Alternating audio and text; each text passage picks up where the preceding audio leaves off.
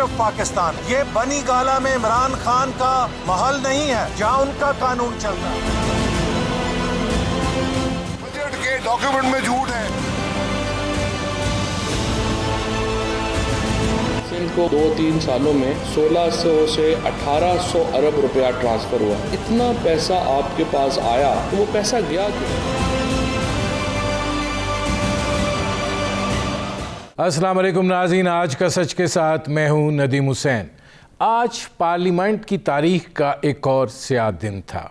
जाहिर है कि बजट पेश किया जा चुका और उस बजट के बाद लीडर ऑफ द ऑपोजिशन मियां शहबाज शरीफ साहब को अपनी तकरीर का आगाज़ करना था। ये मरहला कल हो जाना चाहिए था, लेकिन कल भी हुकूमती बेंचों से शदीद मुज़ाहिमत की गई और शदीद एहतजाज किया गया और उसके नतीजे में स्पीकर जो है उन्होंने पहले तो 20 मिनट के लिए इजलास मौखर किया और फिर ये मामला जो है आज तक पर चला गया। आज भी जब इजलास शुरू हुआ तो जाहिर है कि हुकूमत की जानिब से एक ऐसे रवैया का मुजाहरा किया गया जो कि हुकूमत की वैसे रवायत नहीं होती है। यकीनन हुकूमती बेंचों से भी आवाज़ें उठती हैं। हम माजी में देखते रहे हैं कि उस जानिब से भी अपोजिशन के ऊपर आवाज़ें कसी जाती हैं, शोर भी मचाया जाता है, लेकिन वज़ीर जो होते हैं वो एक बेहतर तर्ज़ अमल का मुजाहरा करते हैं जिसके नतीजे में सूरत हाल को संभाल लिया जाता है। और ऐसा ही होना चाहिए क्योंकि हुकूमत जो है उसको तहम्मुल भी दिखाना पड़ता है, उसको सब्र भी दिखाना पड़ता है और उसको तदब्बुर भी दिखाना पड़ता है और फिर हिकमत का तकाजा भी उसी से होता है कि सूरत हाल जो है उसको बेहतर बनाया जा सके। अगर हुकूमत का ये ख्याल था कि उन्होंने मियां शहबाज शरीफ को तकरीर से रोकना है और उनकी आवाज़ को जो है वो आगे नहीं पहुंचने देना है, तो उन्होंने अपने रवैये से, अपने तर्ज़ अमल से और वहाँ पर जिस नौइयत का उन्होंने एहतजाज किया उसके ज़रिए ज़्यादा तवज्जो जो है वो मबजूल कराई, ज़्यादा लोगों को टीवी स्क्रीनों के सामने जो है वो जमा किया जो शायद तकरीर इसलिए सुन गए कि उससे वाबस्ता जो तफरी थी वो उनको दस्तयाब थी।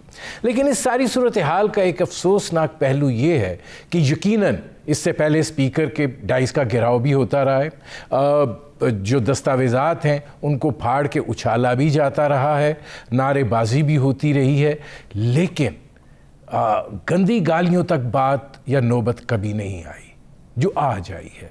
ये यकीनन एक अफसोसनाक अमर है। हमारे पार्लिमानी सियासत जो है और हमारी पार्लिमानी एहतजाज जो है वो अब बजाय इसके कि उसके अंदर कोई ठहराव आए वो आगे बढ़ता जा रहा है और उन हदूद से आगे बढ़ता जा रहा है जिनको आप चलिए मुहज़्ज़म माशरों को तो छोड़िए, जो तरक्की पजीर माशरे हैं उनके अंदर भी जिनको शायद अच्छी तरह से नहीं देखा जाता है। ये सूरत हाल जो है ये यकीनन कानून साजी के अमल के हवाले से, ये हुकूमत और अपोजिशन के माबैन पार्लिमान के अंदर जो रवैया है उस हवाले से और फिर पार्लिमान के तकद्दुस के हवाले से, पार्लिमान की मजबूती के हवाले से और पार्लिमान को एक ऐसी अमाजगाह जहाँ से कानून साजी जन्म लेती है मुल्क के लिए, उसके लिए एक बड़ा आज अफसोसनाक दिन था। और जाहिर है कि जब कोई बात तय होती है तो उसके अंदर आला शख्सियात पार्टी की जो होती हैं उनकी इनपुट ज़रूर होती है। अगर पाकिस्तान तहरीक इंसाफ की आला क़यादत की जानिब से ये इनपुट थी जो कि है, तो यकीनन ऐसा नहीं होना चाहिए था। ये सोचा जाना चाहिए ये बजट है, इस बजट पर सिर्फ हुकूमती और अपोजिशन अरकान का दारोमदार नहीं है, इस पे मुल्क का पूरा जो इक़्तिसादी ढांचा है वो एट स्टेक होता है और ज़ाहिर है पॉलिसी साजी हो रही होती है, उसमें एक अच्छी इनपुट जो है वो फ़ायदे का सबब भी बन सकती है और एक हल्का सा सरफ़ नज़र जो है वो बड़े नुकसान का सबब भी बन सकता है। ये वो रवैया है जिस पे गौर किया जाना चाहिए। नाज़रीन, बजट जो है वो पेश किया जा चुका है, लेकिन एक दो खदशात अब पैरेलल चल रहे हैं। एक खदशा ये है कि महंगाई का जो है वो सैलाब आने वाला है और दूसरा खदशा ये है कि बिलवास्ता टैक्सेशन इतनी ज़्यादा कर दी जाएगी कि उसके नतीजे में गरीब तबका का जो हशर होगा वो तभी भी हो रहा है, जो लोअर मिडिल क्लास और मिडिल क्लास है वो भी आपस में मर्ज कर जाएं, बल्कि शायद गुर्बत की सतह से नीचे आ जाएं। ये दो चीज़ें ऐसी हैं जो कि बराह रास्त लिंक करती हैं और तकाजा करती हैं कि इनके ऊपर जो है वो बात की जाए। इस पर करेंगे बात। आपका अपने मेहमानों से तारुफ़ करवाते हैं। हमारे साथ मौजूद हैं इकराम सहगल साहब, मुमताज़ तजिया निगार हैं। हमारे साथ मौजूद हैं हारून शरीफ साहब, बोर्ड ऑफ इन्वेस्टमेंट के साबिक चेयरमैन रहे, और हमारे साथ मौजूद हैं डॉक्टर फ़र्रुख सलीम साहब, मुमताज़ माहिर मुआशियात हैं। इकराम सहगल साहब, चूँकि आप लिखते भी हैं, आज जो पार्लियामेंट के अंदर जो सूरत हाल रही है, मैं ज़रा आपसे भी जानना चाहता हूं, क्योंकि आप एक उस क्लास को भी रिप्रेजेंट करते हैं जो चीज़ों को बड़ी संजीदगी के साथ देखती है और लेती है। आपका क्या इस बारे में कहना है? नदीम, सबसे पहली बात तो ये, इसका आगाज़ तो अपोजिशन ने शुरू किया था जब शौकत तरीन साहब एक बजट पेश कर रहे थे। ना एक मुल्क का और जितने शहरों का हक है कि जो उसका फाइनेंस मिनिस्टर बजट पेश करता है उसको सुने। आखिर इसीलिए उसको टेलीवाइज़ किया जाता है। टेलीवाइज़ इसलिए नहीं किया जाता है कि आप उसकी स्पीच को आप ड्राउन आउट कर दें। तो आगाज़ तो खैर अपोजिशन ने किया था। दूसरा, फिर आपने कहा कि आज जब अपोजिशन ने किया और ये बात गलत थी, इसमें कोई शक नहीं। फिर आज जो गवर्नमेंट ने किया, गवर्नमेंट की ट्रेजरी बेंचेस ने किया, शहबाज शरीफ को इसी तरह रवैये पर ये भी कोई बात ठीक नहीं थी, ये भी गलत बात थी। लेकिन ये काली दिन नहीं है, तो बहुत सुनहरे दिन है पाकिस्तान के। इसलिए दिन है कि देखा जाता है कि पार्लियामेंट हैज़ नो मीनिंग। ये पार्लियामेंट की ज़रूरत नहीं है आपको, क्योंकि ये फिश मार्केट है। यहाँ पर आप ऐसा करें, इसके अंदर एक वो कर दें, ऑडिटोरियम कर दें और ये फ्री स्टाइल रेसलिंग यहाँ पर शुरू करा दें तो वो बेहतर रहेगा। ऑडियंस की जो होती है ना, एक्चुअली एंटरटेनमेंट वैल्यू जो है वो उससे बढ़ जाएगी। तो ये फिश मार्केट तो है ना, तो फिश मार्केट जब है तो पार्लियामेंट की क्या ज़रूरत है? आप एक मुल्क है, आपके साथ बहुत बहरान के थ्रू गुजर रहे हैं, आपकी बहुत सी प्रॉब्लम्स हैं, आपको मल्टीपल प्रॉब्लम्स हैं जो फ़र्रुख सलीम साहब इनको स्टेटिस्टिक जब देते रहते हैं वो बताते रहते हैं। हारून शरीफ साहब खुद इसमें माहिर हैं। देखिए, इस मल्टीपल प्रॉब्लम्स को सॉल्व करने के लिए आपको ये नहीं करना पड़ेगा कि आप दूसरे को ड्राउन आउट करें। और ड्राउन आउट ये एक वो ट्रेडिशन बन गया है इस अमल में। अब जब ट्रेडिशन बन गया है और वो पार्लियामेंट जो काम करना चाहिए नहीं कर रहा है, तो उस पार्लियामेंट की क्या ज़रूरत है? उस पार्लियामेंट को आप ख़त्म करें। और आप जो है, जिस तरह आप थिंग आपके और इंस्टीट्यूशन हैं, इंस्टीट्यूशन जो है, मैं फ़र्रुख सलीम साहब भी मैं जानता हूँ कि इस पर कहते रहे कि लोकल बॉडीज़ को आप एम्पावर करें, सिटीजन्स की आप स्टेक होल्डर्स को आप ज़्यादा करें और नेचुरली आप करें। क्योंकि बजट तो आपने पेश कर दिया, बजट का मुझे भी नहीं पता चला बजट में क्या था जब तक वो अखबारों में नहीं आया या रात को टेलीविजन पे नहीं मिला। मैं ये एक ओपिनियन ले लूँ इकराम सहगल साहब, अब फ़र्रुख सलीम साहब आप ये फरमाइए, ज़रा हारून शरीफ साहब की तरफ आखिर में जाएंगे क्योंकि मामला जो है उनकी पार्टी का भी है। आप कैसे इस सारी सूरत हाल को जो है वो देखते हैं? बहुत ही मायूसी होती है किस किस्म के लोग जो हैं वो हमारे हुक्मरान बन बैठे हैं, चाहे वो अपोजिशन जमात में हो या हुकूमती जमात में हो। देखिए, हमारा जो जमहूरी सियासत है उसके दो पहिए हैं, एक हुक्मरान जमात और एक अपोजिशन जमात, और दोनों की अपनी अपनी जिम्मेदारियां हैं। यहाँ पे तो जमहूरी सियासत तो ख़त्म हो चुकी, यहाँ नफरत की सियासत है, इंतकाम की सियासत है। अब सोचिए कि दुनिया के सामने हम अपने मुल्क को क्या तमाशा बना रहे हैं यहाँ पे। ये हमारे रोल मॉडल्स होने चाहिए जो पार्लियामेंट में इलेक्ट होके जाते हैं। ये अगली नस्लों को क्या सिखा रहे हैं इस वक्त। और फिर एक वो जो गहरा ताल्लुक है सियासी अदम इस्तेहकाम में और मईशत में, उसका एम्पेरिकल एविडेंस है दुनिया भर में कि जब तक आपके पास सियासी इस्तेहकाम नहीं आता, आपके पास मुआशी इस्तेहकाम नहीं आ सकता। हमारे लोगों का क्या हाल हो रहा है, यानी कि तकरीबन 9 करोड़ पाकिस्तानी इस वक्त जो है वो शराय गुर्बत से नीचे रह रहे हैं। और उनके ऊपर वाले जो जिनको इलेक्ट करके उन्होंने पार्लियामेंट में भेजा है, दोबारा से चाहे वो अपोजिशन में है चाहे वो हुकूमती जमात में है, वो क्या नजरिया पेश कर रहे हैं? वो अपने वोटर्स के लिए कुछ लेके आए हैं, कुछ कहना चाह रहे हैं, कुछ उनके पास फ्यूचर का प्लान है, या बस यही नफरत की सियासत और इंतकाम की सियासत? लेकिन ये जो गाली गलोच वाला मामला है, ये मुझे अपनी जिंदगी में नदीम साहब याद नहीं कि असेंबली की फ्लोर में इस किस्म की गंदी गालियां निकाली गई हों पहले। अच्छा, अब इसमें हारून शरीफ साहब ये फरमाइएगा कि ठीक है, इख्तलाफ राय जो है वो जमहूरियत में होता है, एहतजाज जो है वो भी जमहूरियत का एक हुस्न है, और जमहूरियत के अंदर अगर एहतजाज नहीं होगा तो उसके अंदर वो रंग नहीं आता है।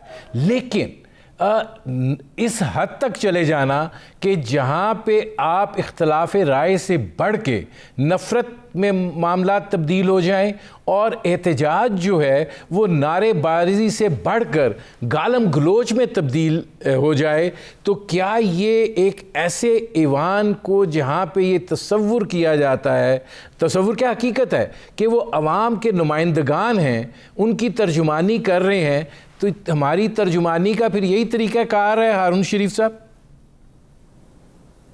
जी बहुत शुक्रिया। सबसे पहले तो ये बहुत ही अनफॉर्चुनेट सीन है। मैंने कल तो देखा था, आज तो मैंने देखा भी नहीं, लेकिन जो मैं सुन रहा हूँ, क्योंकि इसके 2-3 पहलू पहले मैं प्रैक्टिकल बोल दूँ। देखिए, एक तो ये है कि इसका मतलब है कि बजट के ऊपर संजीदगी तो आप छोड़ दीजिए, कोई डिबेट नहीं हो पाएगी, और हमारा डिबेट जो आपने कहा पार्लियामेंट के अंदर होनी चाहिए और ये हक है लोगों का, एक तो वो स्पेस सारी ख़त्म हो गई है। दूसरी सूरत हाल इसके अंदर ये है कि जो मैं फाइनेंस मिनिस्टर की प्रेस कॉन्फ्रेंस सुन रहा हूँ, बजट स्पीच सुनी है, वो बहुत सारी स्ट्रक्चरल चेंजेस की बात कर रहे हैं। वो एफपीआर को चेंज करने की बात कर रहे हैं, वो स्टेट ओन्ड एंटरप्राइजेस की बात कर रहे हैं। सो ये जो सारी चीज़ें वो जिक्र कर रहे हैं, वो तो डायलॉग और कंसेंसस के बगैर हो ही नहीं सकती। वो प्राइवेटाइजेशन की बात कर रहे हैं। तो अगर हम कन्वीनिंग स्पेस जो कि पार्लियामेंट है, अगर वो कन्वीनिंग स्पेस ख़त्म हो जाएगी, और जहाँ तक मैं आपको ज़ाती तौर पे बताऊँ, इवन यहाँ पर तो बैक चैनल तलकात भी ख़त्म होते जा रहे हैं, और जो एक दूसरे से गुफ्तगू है वो मीडिया के थ्रू होती है ना। ये चीज़ जो है मेरे हिसाब से ये एक ख़तरनाक चीज़ है, क्योंकि हमें certain degree of communication different लोगों के साथ रखनी पड़ती है। दूसरी चीज़ मैंने जो पूरी दुनिया में देखा है, उसके अंदर ये रोल कि उस कन्वीनिंग स्पेस को अलाइव रखा जाए, उसके अंदर हुकूमत का रोल ज़्यादा होता है। आई कैन अंडरस्टैंड, मैं अपोजिशन के अंदर बड़े अच्छे टेक्नोक्रेट्स भी हैं, मैं एक्सपेक्ट कर रहा था कि मैंने जो टीवी पे भी सुना, उनकी तरफ से भी एक शैडो बजट आना चाहिए था, ताकि उसकी बेस पे आपके पास 2 चॉइसेस होती और डिबेट होती। खाली अपोजिशन, खाली बराए नाम अपोजिशन भी अवाम को कुछ नहीं देती, लेकिन अगर आप बिल्कुल डायलॉग करने पे तैयार ही नहीं है और डैगर ड्रॉन है, तो मेरे हिसाब से तो ये बड़ा ही अफसोसनाक सूरत हाल है। मैं आता हूँ हारून शरीफ साहब, और जी हारून शरीफ साहब मैं आता हूँ।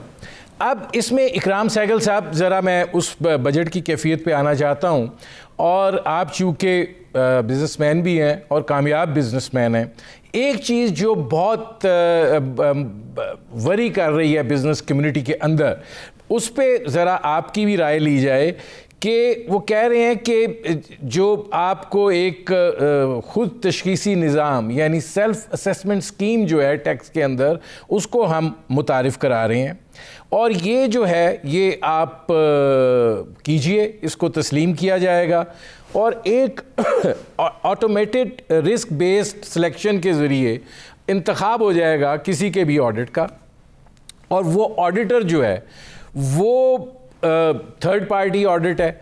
फिर उसके बाद वो ये कह रहे हैं कि ऑडिट बहुत संजीदगी से किया जाएगा, और जानबूझकर छुपाई गई मालूमात या टैक्स चोरी मुजरिमाना तस्वुर होगी जिस पर जेल जाने की सज़ा दी जाएगी।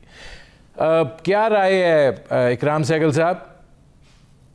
मैं एक राय बड़ी क्लियर है, अगर आप टैक्स की चोरी करते हैं तो आप जेल जाएं तो बिल्कुल ठीक है, क्योंकि पूरी दुनिया में यही बात होती है। अब IRS लोगों को जेल भेजती है।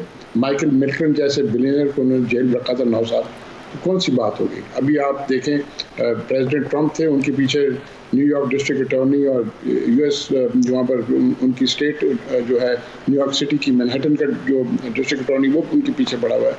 तो आप टैक्स को अवॉइड नहीं कर सकते, और अगर ये टैक्स को अवॉइड करते हैं तो ठीक है, आप अगर जीत जाते हैं तो बिल्कुल ठीक बात है। और आई थिंक आप बिल्कुल ठीक है, सेल्फ ऑडिट कर, सेल्फ असेसमेंट करें, और आप सेल्फ असेसमेंट ऐसा करें कि थर्ड पार्टी ऑडिट बिल्कुल मैं समझता हूँ बिल्कुल ठीक है। थर्ड पार्टी ऑडिट करती है और आप पता चलता है कि आपने चोरी की है। तो देखिए सिंपल बात ये है कि चोरी तो बड़ा आम करते हैं। मैं बता सकता हूँ आपको पर्सनल एक एग्जांपल। एक होते थे मोइनुद्दीन खान साहब यहाँ पर FBI से, वो स्टैंडर्ड चार्टर्ड छोड़ करके पता नहीं मिलियंस ऑफ डॉलर सैलरी छोड़ करके हांगकांग से जो हेड थे वहाँ पर वो आप यहाँ पर आए, FBI के चेयरमैन बन गए। ठीक है, वो थोड़े दिन के बाद सत्तावी साहब थे उस जमाने फाइनेंस मिनिस्टर, मैं 99 की बात कर रहा हूँ, उससे 98 की। उस बार में इनने मेरे पास आए, उन्होंने कहा कि इकराम आप हमें मदद करें और हमें ये पता करें ये जो टैक्सेशन। तो हमने उन्हें एक ऑपरेशन लॉन्च किया, उसका नाम था ऑपरेशन फॉक्सहंट।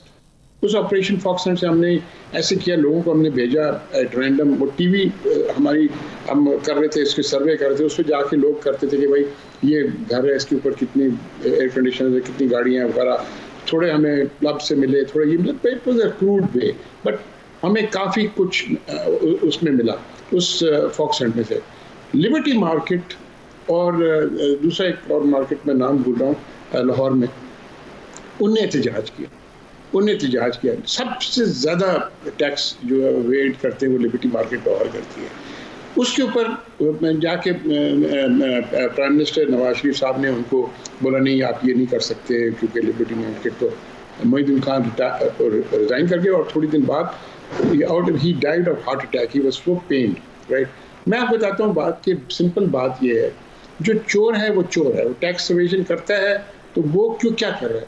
आप सैलरी क्लास के ऊपर पूरा बोझ दे रहे हैं, 2.5 मिलियन 3 मिनट, वो बिल्कुल गलत है। 2.5 million people cannot bear the burden of 200 million or 210 million people. आपको बिल्कुल ये आपको ये करना पड़ेगा कि आप जो आदमी टैक्स एवेड करता है वो जेल जाने के तैयार हो अगर टैक्स एवेड करता है।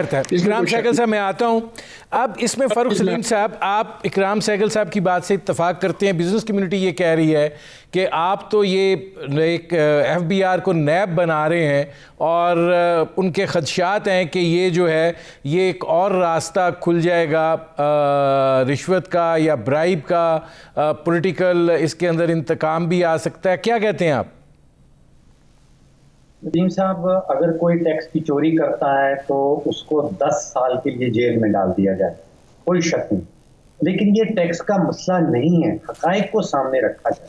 देखिए 2008 का बजट आप निकाल के देखें, उसमें जो हुकूमती हद था टैक्स कलेक्शन का वो 1000 अरब था, और वो पूरा हुआ। अभी हमें FBR ने कुछ दिन पहले बताया है कि 11 महीनों में उसने 7100 और 4100 अरब जो टैक्सेस है वो इकट्ठे कर लिए। आप सोचिए कि 12 सालों में इस मुल्क में रहने वालों ने 1000 अरब से 4100 अरब टैक्स दिया है, हुकूमत की तिजोरी में जमा करवाया है। हुआ क्या है कि इस दौरान जब 1000 अरब का टैक्स का हद था, उस वक्त हुकूमती अखराजात कोई 1500 अरब के थे। आज हुकूमती अखराजात 8500 अरब पे पहुंच गए। जिस रफ्तार से हुकूमती अखराजात, हुकूमती खसारे बढ़ रहे हैं, आप पाकिस्तानियों का खून भी चूस लें तो आपके हुकूमती अखराजात जो हैं वो पूरे नहीं होंगे। तो फोकस जो है वो टैक्स कलेक्शन के ऊपर नहीं होना चाहिए। फोकस जो है वो हुकूमती अखराजात और हुकूमती खसारों को कम करने में होना चाहिए। जिस रफ्तार से टैक्स बढ़ रहा है, टैक्स की शरह बढ़ रही है, आप सोचिए कि 1000 से हम 4100 अरब पे पहुंच गए हैं। ये पाकिस्तानियों ने टैक्स दिया है। अब गरीब मुल्क है, यहाँ पे पर कैपिटा इनकम 1100-1200 डॉलर की है। यहाँ पे आपके पास, आप तारीखी तौर पे देख लें, जब अमेरिका में इनकम 1100-1200 डॉलर की पर कैपिटा होती थी तो GDP का 9-10-11% ही टैक्स इकट्ठा होता है। अब हम 10% तकरीबन GDP का टैक्स यहाँ इकट्ठा कर लेते हैं। इंडिया की जो विफाकी हुकूमत है वो भी 10-11% करती है, बाकी 6-7% जो है वो वहां के सूबे इकट्ठे करते हैं। तो इतना ही टैक्स का बेस है। आप अगर अयूब खान के ज़माने की तकरीर सुन लीजिए, अयूब खान कहते थे कि मैं टैक्स को ब्रॉडन करूंगा, फिर याहिया खान ने कहा मैं टैक्स को ब्रॉडन करूंगा, फिर जुल्फिकार भुट्टो साहब ने कहा मैं टैक्स बेस को ब्रॉडन करूंगा, उसके बाद नवाज शरीफ ने ये कहा, बेनजीर ने ये कहा, उसके बाद मुशर्रफ साहब ये कहते रहे। अगर टैक्स ब्रॉडन नहीं हो पा रहा पिछले कुछ सालों से, पिछले 50-55 सालों से, तो जरूरत इस चीज की है कि आप इकोनॉमी के अंदर जब तक उसको डाइवर्सिफाई नहीं करेंगे, कोई नए सेक्टर्स नहीं आएंगे, तो टैक्स बेस तो आपका यही रहेगा। Welcome back. अच्छा, इसमें अब हारून शरीफ साहब दो सवाल बनते हैं। एक तो ये ज़रा पॉलिसी साइड के ऊपर ये फरमाइएगा कि ये जो मिथ है कि हम 10,000 अरब 8,000 अरब टैक्स जो है वो इकट्ठा कर सकते हैं, ग्रोथ हमारी है नहीं है, जो हमारी स्मॉल एंड मीडियम एंटरप्राइजेज़ हैं वो बंद है, हमारे यहाँ ट्रेडिंग बहुत ज़्यादा है, दुकानदार तबका है, शॉपिंग सेंटर्स हैं, बहुत सौ को तो अब लिंक कर लिया गया है सेल्स टैक्स के हवाले से। बुनियादी तौर पर अगर देखा जाए तो यही वो हॉरिजॉन्टल ग्रोथ है जो इस तरफ से आ सकती है। आपको लगता है ये मिथ है या रियलिटी है, क्या है कि हम इस हद तक अपना टैक्स बढ़ा सकते हैं, हमें नहीं मिल रहा है? पहला पहलू तो ये है कि जो एग्जिस्टिंग है उसके पास तो मज़ीद पे करने की गुंजाइश नहीं है। जो कुछ बड़े टैक्स एवेडर्स हैं, अगर आप नेट को एक्सपैंड करते हैं तो आई सपोर्ट दैट कि अगर कोई बिल्कुल चोरी कर रहा है तो उसको पब्लिकली बिल्कुल एक्सपोज होना चाहिए और सज़ा भी मिलनी चाहिए। लेकिन इसमें जो निशानदेही दो चीज़ों की गई है, एक तो मैं तायद करूंगा कि एक्सपेंडिचर मैनेजमेंट पे तवज्जो बहुत कम है। मैनेजमेंट से दो हिस्से हैं। एक हिस्सा तो ये है कि आप अपने अखराजात को ठीक कीजिए। 18वीं तरमीम के बाद फेडरल गवर्नमेंट का साइज़ घटाने की ज़रूरत थी, जो कम नहीं हुआ है। लेकिन टारगेटिंग जो है, जो वेस्टफुल एक्सपेंडिचर है हुकूमत का, देखिए जो लोग इस्लामाबाद में रहते हैं, मैं या वॉक में F9 पार्क में जाता हूँ, वहाँ बेतहाशा बिल्डिंग्स टैक्स पेयर के पैसे की बन के वीरान पड़ी हुई हैं। तो हमें चाहिए कि एक्सपेंडिचर की एक तो टारगेटिंग को ठीक करें। तो ये तो दो तीन जो इसके एक्सपेंडिचर साइड है। लेकिन जो सवाल है स्ट्रक्चर ऑफ इकोनॉमी, नदीम साहब, हमारा 35-40 साल से नहीं बदला है। जब तक इकोनॉमी का स्ट्रक्चर नहीं चेंज होगा, ना तो हम वो ग्रोथ के लेवल्स ले पाएंगे जो हम तवक्को कर रहे हैं, ना ही ये टैक्स बेस इस तरह बढ़ेगा। मेरी राय पहले भी थी, अब भी है कि हमें नॉन टैक्स रेवेन्यू को बढ़ाने की ज़रूरत है, एसेट से गवर्नमेंट को घटाने की ज़रूरत है। सिमिलरली हमारी कैपिटल मार्केट और फाइनेंशियल मार्केट को डेवलपमेंट बजट में प्रॉपर पार्टिसिपेशन की ज़रूरत है। इंफ्रास्ट्रक्चर बॉन्ड्स फ्लोट होने चाहिए ताकि हुकूमत पे, टैक्स पेयर पे बर्डन जो है एक्सपेंडिचर का घटना शुरू हो। सारी मॉडर्न इकोनॉमीज इसी तरह करती हैं। तो मेरी जो इस वक्त वरी है थोड़ी सी, हारून शरीफ साहब आपसे ये सवाल लेके मैं अब रिवर्स जाऊंगा। ये फरमाएं, जब आप ये कहते हैं कि नॉन टैक्स जो आपका बेस है उसको बढ़ाना चाहिए, वो कैसे बढ़ाना चाहिए? वो क्या पॉलिसी फ्रेमवर्क्स में चेंजेस आए कि वो बढ़े? देखिए जी, नॉन टैक्स बेस में सबसे पहले तो हुकूमत को अपने एसेट्स जो हैं उनको प्रॉपरली सेल करना चाहिए। हुकूमत is sitting on acres and acres of land, उसको आप बेचें, आपको रेवेन्यू का इनफ्लो आएगा। सिमिलरली आपके जो प्रोडक्टिव एसेट्स हैं उसके ऊपर से आप फाइनेंशियल मार्केट के साथ लिंक करें।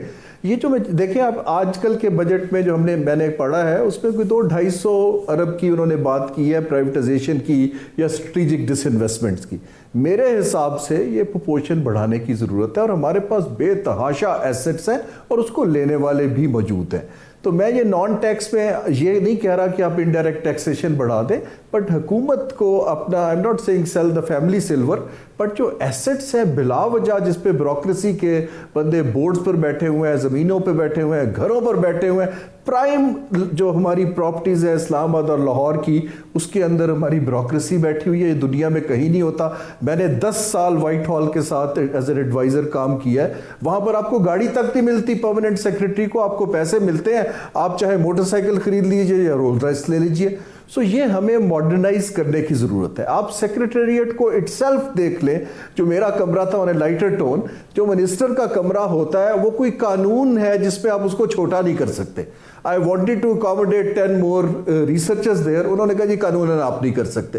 तो ये फरजूदा चीज़ें छोड़ के हमें कुछ मॉडर्न तरीके से एक्सपेंडिचर मैनेजमेंट करने की ज़रूरत है। मैं आता हूँ हारून शरीफ साहब। आप इकराम सहगल साहब ये फरमाइएगा कि एसेट्स, जो हमारे एसेट्स हैं, उसका बजट में जिस तरीके से उसका तज़किरा किया गया है और जो रोड मैप उसका दिया गया है कि उसको आप पहले अपने पैर पे खड़ा करें, फिर उसकी 26% जो है वो उसकी स्ट्रेटेजिक सेल करें, फिर उसकी प्राइवेटाइजेशन की तरफ जाएं, मतलब इज़ इट रियलिस्टिक?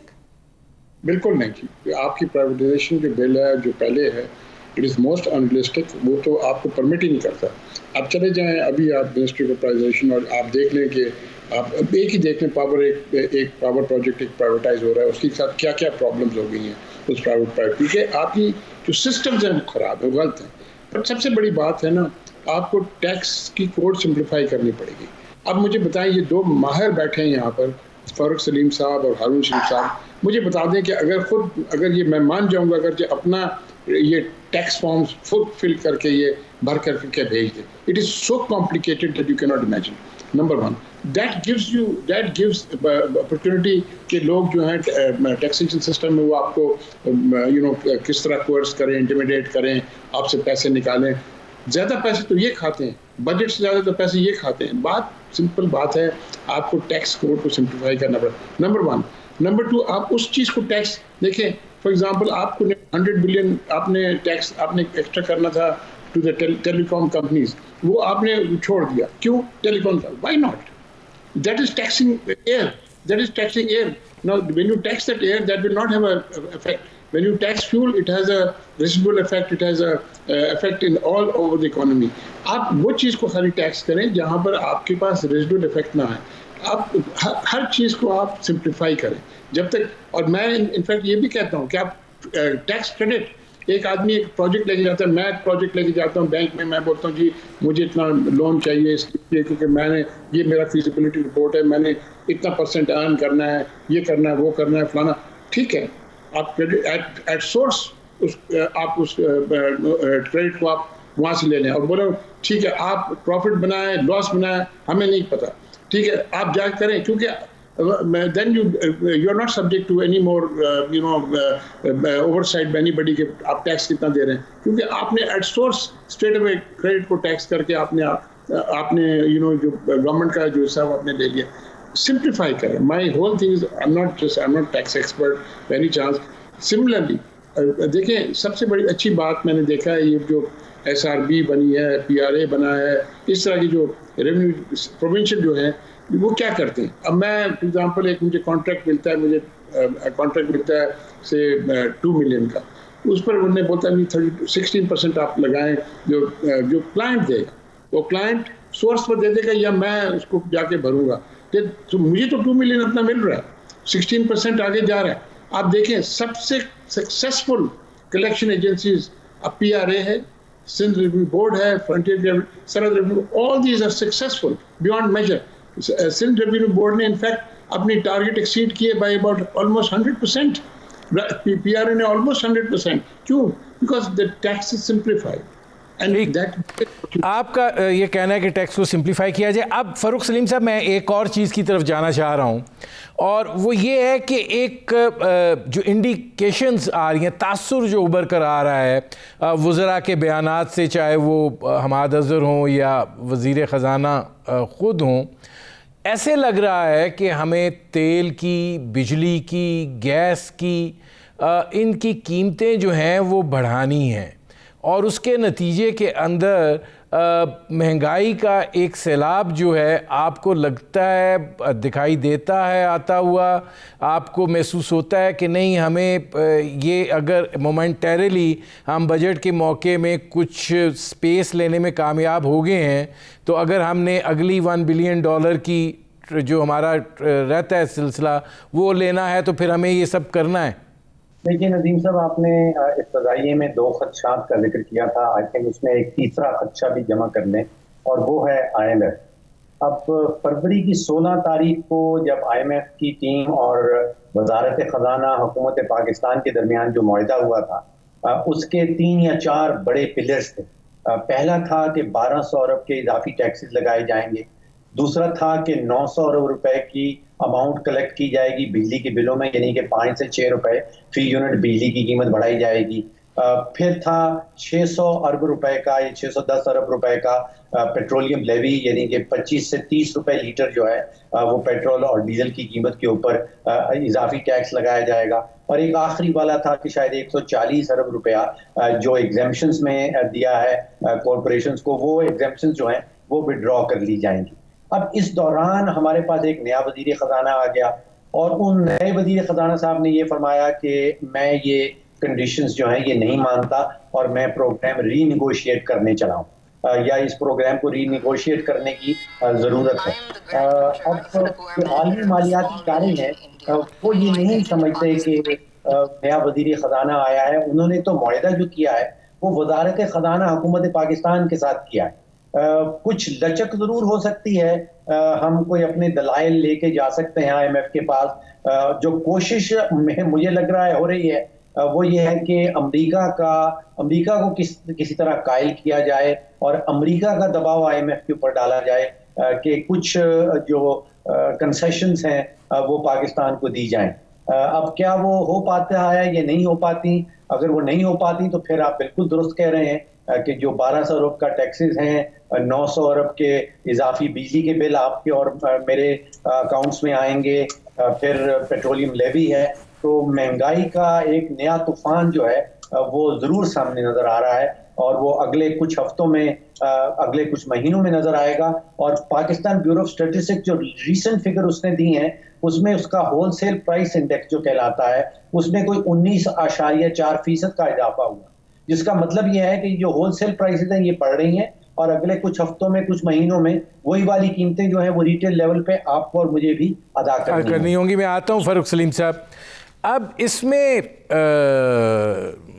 हारून शरीफ साहब ये फरमाइएगा कि ये जो बजट है इसके अंदर जाहिर है आपने बात तो कर दी है कि हमने जो महसूलात हैं उनको आप 8,630 अरब रुपए तक ले जाएंगे।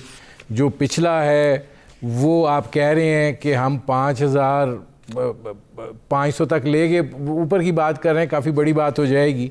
अब ये जो 1200 अरब रुपए का जंप है ये आपके बजट नहीं बताता है कि ये कहाँ से पूरा होगा, किस तरीके से पूरा होगा, और ये जो एक खला छोड़ दिया गया है ज़रा आप अपनी बसीरत से इसको भरने की कोशिश करेंगे? आवाज़ दो यार। सहगल साहब की बात, ऑटोमेशन बढ़ानी चाहिए और सिंप्लीफिकेशन बढ़ानी चाहिए। पूरी दुनिया में डंडे की बजाय ये काम ज्यादा बेहतर काम करता है टैक्स कलेक्शन के लिए। अब आइए आपका सवाल। देखिए, पहली चीज तो ये है कि ये एक मेरे हिसाब से एक गैम्बल है या ब्लफ है कि हम सेल्फ असेसमेंट के थ्रू और हम GDP ग्रोथ को जो फील गुड फैक्टर के थ्रू आप ज्यादा टैक्स कलेक्ट कर लेंगे। जहां तक मैं इन इंटरनेशनल इदारों को समझता हूं, मेरे हिसाब से वो एक क्वार्टर बड़ा क्लोजली हमारी परफॉर्मेंस को ऑब्जर्व करेंगे और ये वज़ीर खजाना ने इसकी इंडिकेशन भी दे दी है, क्योंकि वो निगोशिएशन अभी नहीं करेंगे। आप अगर एक क्वार्टर के बाद रिजल्ट दिखाते हैं कि जो टारगेट्स को आप एक्सीड कर रहे हैं तो फिर वो टेबल पर बैठ के बात करेंगे। लेकिन अगर हम टारगेट्स को नहीं मीट कर पाते हैं तो देन आई एम अफ्रेड कोई ऐसी प्लेजेंट सूरत हाल IMF और पाकिस्तान की नहीं बन पाएगी, अनलेस कि हम इसको सियासी तौर पे हल करना की कोशिश करें यूनाइटेड स्टेट्स के साथ। तो एक तो ये बड़ी मैं पॉलिसी की डायरेक्शन की बात कर रहा हूं जिसके अंदर ये एक रिस्क दिखाई देता है। दूसरी चीज जो मैं अर्ज करना चाहूंगा कि अगर हम एक्सपेंडिचर मैनेजमेंट बेहतर कर लें तो ये जो प्रेशर आ रहा है 1200 अरब का वो भी कुछ बेहतर हो सकता है। लेकिन इस वक्त ये जो ग्रे एरियाज दिख रहे हैं, जब GDP की ग्रोथ होती है तब proportionate growth of tax collection उसी पेस पर नहीं होती है हिस्टोरिकली, क्योंकि आप जो है उन्हीं टैक्स पेयर्स के साथ ज्यादा कलेक्ट कर रहे होते हैं। तो ये कहना कि हम GDP ग्रोथ को इन्फ्लेशन में जमा करें तो ऑलरेडी हमारी इतनी इनकम आ जाएगी, एविडेंस इसको फुली सपोर्ट अभी तक नहीं करता है। जब तक आप स्ट्रक्चर ऑफ इकोनॉमी को एक्सपैंड ना करें। दूसरी पॉलिसी की चीज़ जिस पे मेरी वरी है वो ये। तीसरी इदारा जाती चीज़ है। देखिए हमारे अभी तक जो there is an institutional failure to deliver जो स्टेट के इदारे हैं, चाहे FPR हो, चाहे ब्यूरोक्रेसी हो, चाहे स्टेट ओन्ड एंटरप्राइजेस हो। अब जब इतना फोर्सफुली हम इदारों से डिलीवरी कराना चाह रहे हैं तो आप उसी बकेट को यूज़ कर रहे हैं। कोई नए लोग प्राइवेट सेक्टर के लिए स्पेस तो भी मुझे कोई कानूनन क्रिएट नहीं होती दिखाई दे रही, बिकॉज प्राइवेट सेक्टर में हम भी आए थे। जब तक आप उनको एक ऑटोनमस स्पेस नहीं देगी, मोइनुद्दीन की बात की, मेरे बहुत अच्छे दोस्त भी थे, जब तक आप उनको स्पेस नहीं देंगे तो आप यहाँ पर नोबेल लॉरिएट को लाकर बिठा दे, वो भी नाकाम हो जाएगा। तो मेरी ये इसके अंदर है कि पॉलिसी की जो इम्प्लीमेंटेशन की साइड है उसके ऊपर सोचने की बहुत ज़रूरत है, और ना सिर्फ पार्लियामेंटेरियन को ट्रेनिंग की ज़रूरत है और हमारे मिनिस्टर्स को, बल्कि हमें बेतहाशा इन्वेस्ट करना चाहिए, करने की ज़रूरत है। मैं आता हूँ हारून शरीफ साहब। अब इकराम सहगल साहब ये फरमाइएगा कि ये तो अब आपका एरिया ऑफ एक्सपर्टीज़ भी है कि ये जो बार बार अमेरिका की बात आ रही है कि अमेरिका से कहा जाए वो इन्फ्लुएंस डालेगा IMF पे, हमें कुछ रिलैक्सेशन मिल जाएगी, इसके तनाजुर में कुछ और भी है? देखिए वो तो आपके पास नेचुरली उनकी अपनी इंटरेस्ट है। हर स्टेट जो है अपनी इंटरेस्ट के मुताबिक काम करता है। हमने तो अपने इंटरेस्ट के मुताबिक कभी काम नहीं किया। 20 साल पहले जब हमें करना चाहिए था, मुशर्रफ साहब ने 2 मिनट के अंदर हमारी 20 साल के लिए बेड़ा गर्क करा दिया, बिकॉज और हमें इतना नुकसान पहुंचा है वो इसलिए पहुंचा है क्योंकि हमें इसको प्रॉपरली हमने अपना नेगोशिएट नहीं किया। उस वक्त हम अच्छी तरह नेगोशिएट करते तो हमें बहुत सी चीज़ें हमें मिल सकती थी, बहुत रिलीफ मिल सकता था। और ये जो हमें बार बार चैलेंज पड़ता है, ये नहीं। आप सोचें एक मुल्क जिसको ट्रांजिट बनाया गया, जिसकी ओवर फ्लाइट्स किए गए, जिसके अंदर बेसिस दिए गए, उनको वो हर वक्त वो रिसीविंग एंड पर होता था, और दूसरे मुल्क जो इंडिया जैसे मुल्क और बाकी मुल्क जो जिनको कुछ नहीं किया वो उनको ज़्यादा जनरस उनके साथ टर्म्स होता था। देखिए IMF का कंडीशन तो आप देखें, मैं नहीं एग्री करता। जो फरवरी में नेगोशिएट किया गया बिल्कुल गलत था, क्योंकि वो अनरियलिस्टिक था। आपने नेगोशिएट किया उस वक्त आपको करना, आप इतनी टैक्सेस आपको पता था आप नहीं लगा सकते।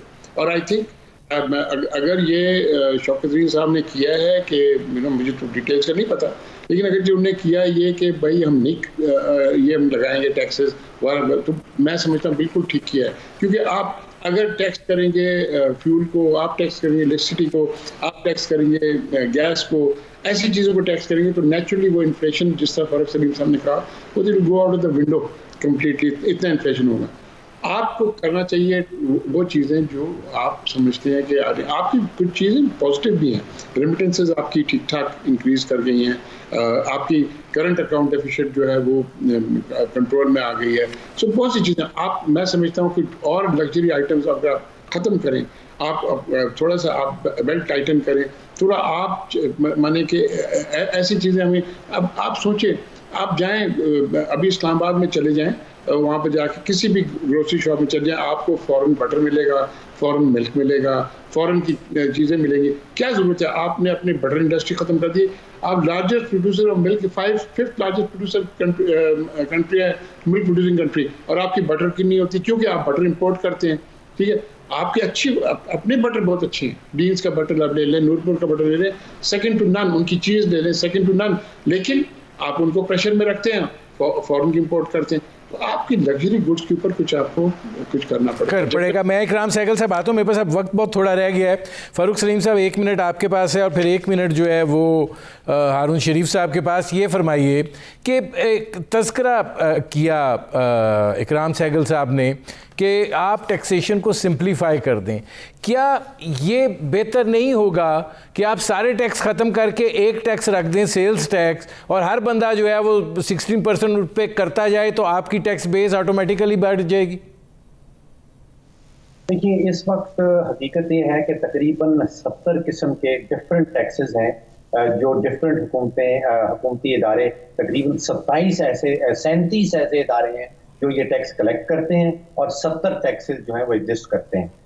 3 बड़े प्रॉब्लम जो टैक्स सिस्टम के साथ हैं। पहला तो ये कि ये गैर मुनसिफाना पॉलिसी है, यानी कि आप 66% टैक्स जो है वो इनडायरेक्ट टैक्स इकट्ठा कर रहे हैं, यानी कि पूरे मुल्क का बोझ जो है वो पाकिस्तान के गरीब तरीन तबकात जो हैं उनके ऊपर 66% बोझ आपने डाल दिया है। ये पीटीआई के मंशूर में भी लिखा था कि इनडायरेक्ट टैक्सेशन की प्रोपोर्शन को कम किया जाएगा, लेकिन हकीकतन ऐसा हुआ नहीं, ये मजीद बढ़ गई।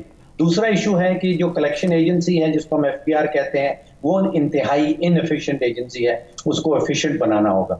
और तीसरा ये कि जिसका अभी इकराम सहगल साहब भी जिक्र कर रहे थे कि टैक्स का निज़ाम जो है वो बड़ा बोझिल है टैक्स पेयर के ऊपर। आप यकीन जानिए कि मैं अपना टैक्स फॉर्म जो है वो खुद नहीं भर सकता। मैं आता हूँ फारूक सलीम साहब। हारून शरीफ साहब, लास्ट मिनट है, अब आप ये फरमाइए कि ये सिंप्लीफाई या टैक्स ख़त्म करके कोई ऐसा एक टैक्स जिसके नतीजे में सब उस अम्ब्रेला के नीचे आ जाएं। जी आप बिल्कुल ठीक कह रहे हैं। देखिए, जब मैं बोर्ड ऑफ इन्वेस्टमेंट का चेयरमैन था, कोई 47 तरह के टैक्सेस जो थे वो बिजनेस कम्युनिटी पे कर रही थी, जिनको हमने क्लब करके 8 या 10 कर दिया था। तो अब जितना कॉम्प्लिकेट करते जाएंगे, रेंट सीकिंग और ब्राइब बढ़ती जाएगी। मैं फिर से यही कहूँगा, मेरा तजुर्बा ग्लोबल भी यही कहता है कि जितना हम टेक्नोलॉजी का इस्तेमाल कर लें, ह्यूमन टच कम कर दें, वो सिंप्लीफिकेशन की तरफ हम बढ़ते जाएंगे। जितना हम ह्यूमन टच रखेंगे करंट मशीन के अंदर, वो कॉम्प्लिकेट करते जाएंगे, क्योंकि उसके अंदर गैप्स बढ़ते जाते हैं।